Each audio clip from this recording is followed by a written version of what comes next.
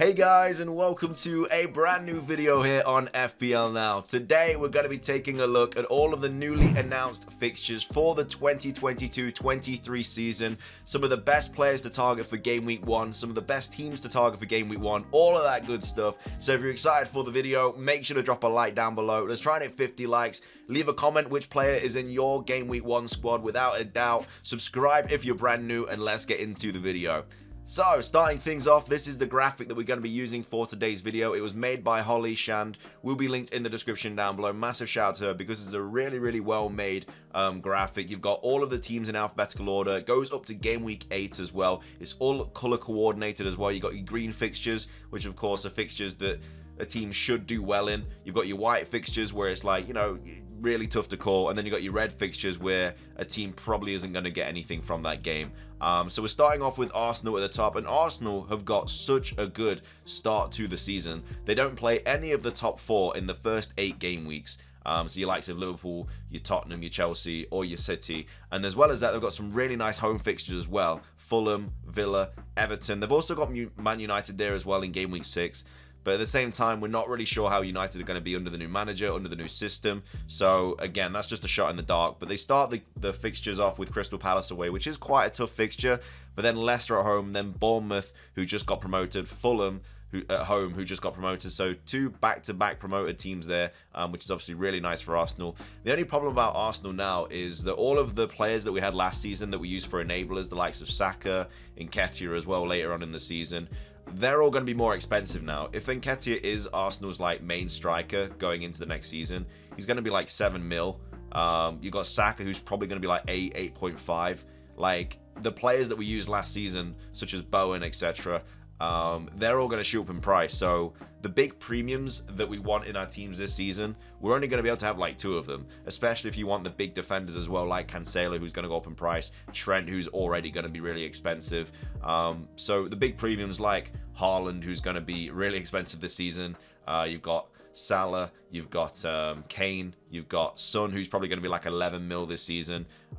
You've got all these big players that are just going to be so expensive. Ronaldo, Bruno Fernandes as well, also going to be expensive. And if they do really well under United, that's going to be more of a headache for us for the big premium. So it is really going to be a tough season for choosing the right premium at the right time. But yeah, Arsenal players I think are really nice to target for the first game week. Brighton coming up next. They've got United first. Again, that's going to be a big game for United at home. It's at Old Trafford. Of course, the new manager will want to have a big impact. So yeah, Brighton maybe not the best team to target. Then they've got Newcastle at home. Newcastle I think will also do really well this season. You know, we saw how well they did at the end of last season or in the second half of the season after Christmas. So I think they're just going to carry that on. They're probably going to make some big signings as well across the summer.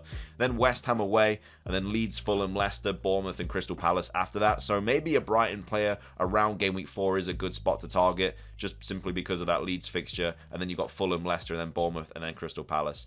Liverpool, again, I mean, I don't know what's going on, but I feel like I think they've actually had the winner of the championship in their first game for the last like 4 seasons. Obviously, Fulham away is a really good fixture for Liverpool. It would be a little bit nicer if it was at home, but of course, it's still a really nice fixture. So a lot of Mo Salah captaincies, I think, will be for Liverpool, and maybe a lot of people will start jumping on the new striker as well, with Mane most likely leaving. He's probably going to get a little bit more game time. Diaz as well, I think, is going to be a really good option this season. He's probably going to be a little bit more expensive though, which is unfortunate.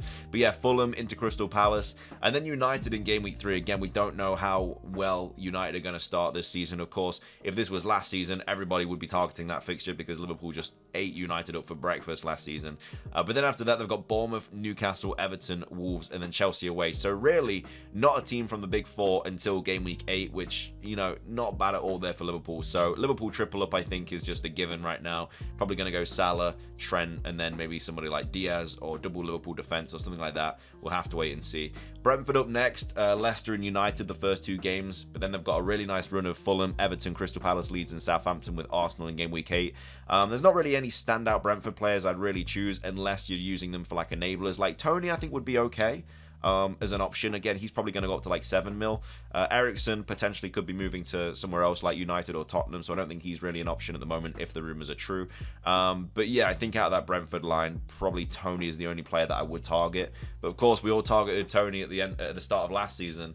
And he didn't do anything for like the first 4 or 5 game weeks, so a lot of people sold him. But either way, that's probably the only Brentford player I would choose. From Leeds, I mean, it depends if Rafinha ends up going, but Wolves at home, Southampton away, then Chelsea at home. Not really the greatest start for Leeds. Again, we don't know how they're going to start this season either. Bamford should be back as well, so he could be a nice option. I don't really know what his price is going to be. But then they've got Brighton, Everton, Brentford, and then Forest, and then United. So an okay run there as well after game week 3. But again, I don't think I'd really be going anywhere near any Leeds players. I think there's better options around there. And then City as well. West Ham away, first game of the season. I mean, a lot of people will be jumping on Haaland because they'll just want him in their team. I don't know what his price is going to be, probably like 12.5. But then they've got Bournemouth at home, and then that's the game you really want your City players for. But at the same time, you're not going to be able to own Trent, Cancelo, and some big premiums like Salah and Haaland, as well as a good rest of your team. It's going to be one of those where it's just a rush to find the best premiums.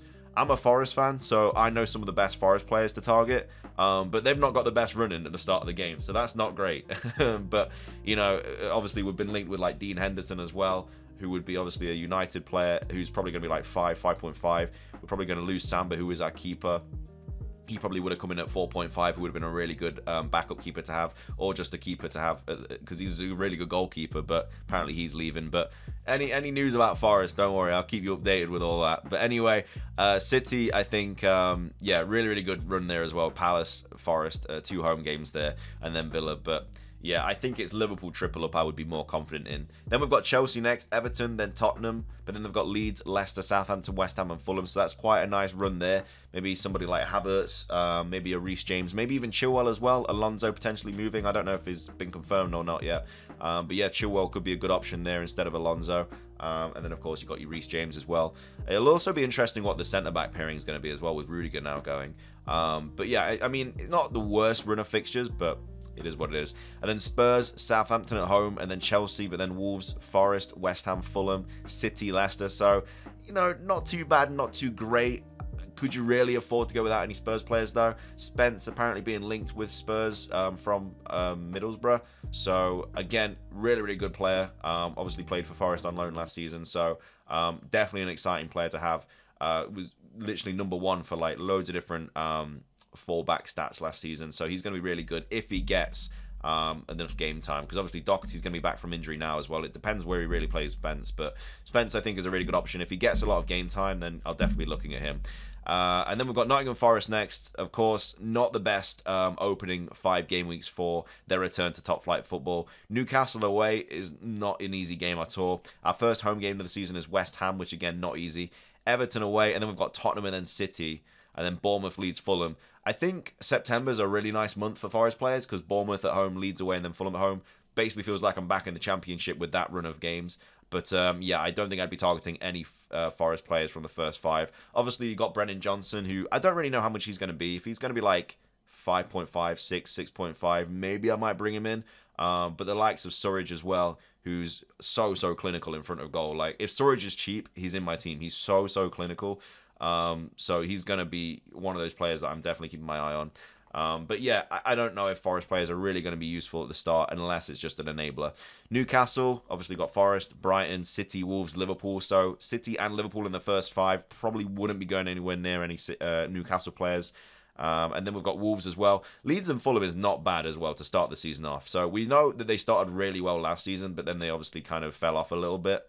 It depends how they pick themselves up. But yeah, Leeds and Fulham is not a bad start. Tottenham not great, but then Newcastle, Bournemouth and Southampton. But then Liverpool and City back to back. So I think it might be a little bit of a gamble. It might be good to have some enablers in there for defence and stuff for Wolves, because they can be good at the back.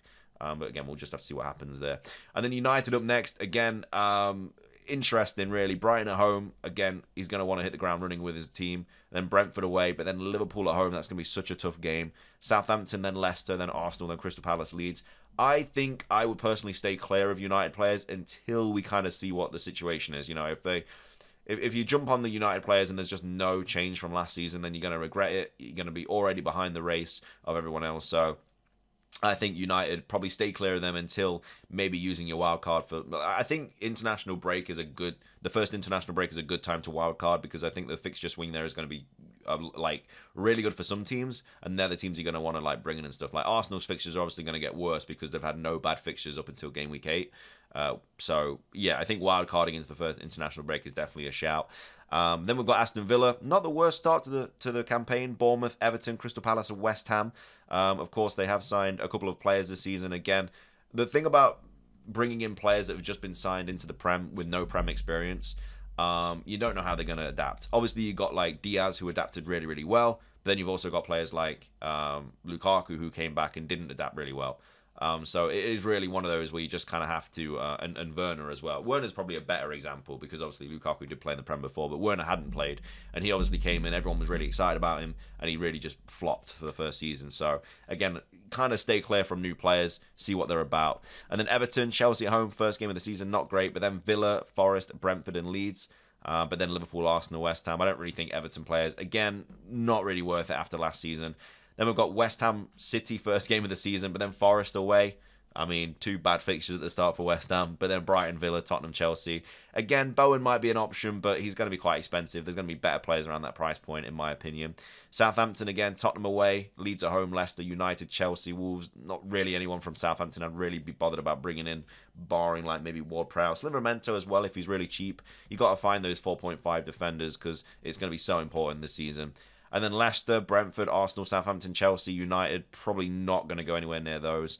Then Crystal Palace with the worst start to the season. Arsenal, Liverpool, Villa, and then Man City in their first 4 games. That is horrible. I mean, they've got Arsenal at home, but they've got to go to the Etihad, and they've also got to go to Liverpool's ground as well. So not great for Crystal Palace. Stay clear of those. And then Bournemouth as well. I mean, Villa, then City, Arsenal, Liverpool. That is horrible. City, Arsenal, Liverpool is just the worst start you can have for the top flight campaign. And also both away games at City and Liverpool as well, so they're not even playing them at home.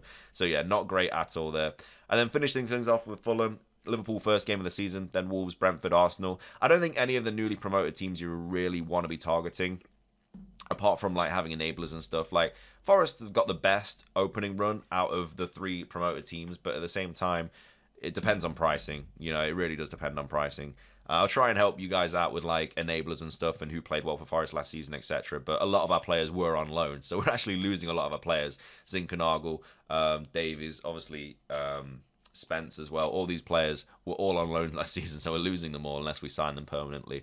Anyway, though, that is everything for today's video. I hope it helped you out with some kind of ideas about a game week 1 team, players to target, etc. I'll make more videos with like more stats and stuff. This is just kind of a quick overhaul.